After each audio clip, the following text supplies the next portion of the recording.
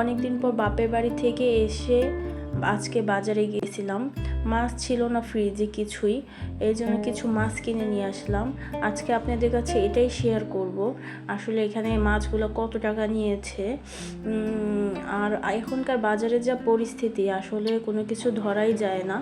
তাও মনে হচ্ছে একটু মাছগুলো রিজনেবল প্রাইজেই পেয়েছি। আর কি বলবো বলেন, আমাদের মতো মধ্যবিত্ত মানুষের আসলে কিছু খাওয়ার মতো উপায়ই নাই। এই যে এখানে চিংড়ি মাছগুলো দেখতে পাচ্ছেন, এই চিংড়ি মাছগুলো হচ্ছে গিয়ে 500 টাকা কেজি নিয়েছে, হাফ কেজি 250 টাকা দিয়ে নিয়েছি। আর এই যে চান্দার সাথে হচ্ছে আর কি মাছ যেন মিশানো, এটা হচ্ছে 30 টাকা নিয়েছি, 200 টাকা কেজি ছিল এটা।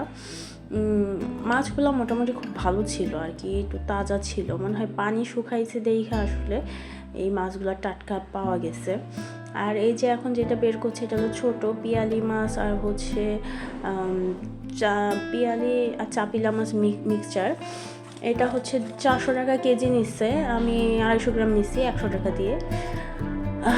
এই হচ্ছে গিয়া ছোট মাছ। আর মাছ কিনেছি হচ্ছে বাই মাছ কিনেছিলাম। বাই মাছটা হচ্ছে আপনার আমি হাফ কেজি নিয়েছি।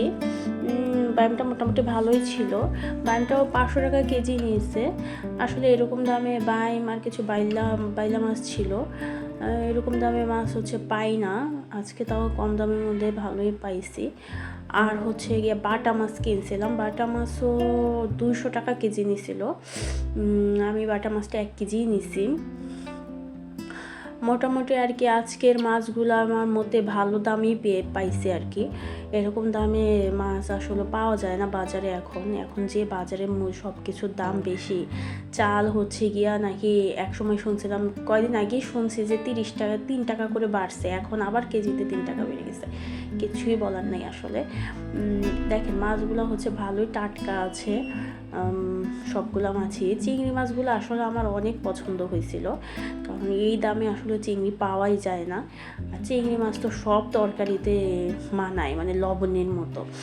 আর এই গুঁড়া মাছগুলো মোটামুটি ভালো ছিল, এটাও ভালো ছিল, কিন্তু আমি ভাবলাম যে কেমন লাগবে, তাই অল্প করেই নিলাম। এটা একটু বেশি করে নিলেও পারতাম। যাই হোক, আজকে এই পর্যন্তই। আর হচ্ছে এখন শাপলার দিন চলে আসছে, এই জন্য 1 মুঠা শাপলাও কিনলাম যে চিংড়ি মাছ দিয়ে ভাজি টাজি করবো। যাক, ভালো থাকবেন ইনশাল্লাহ।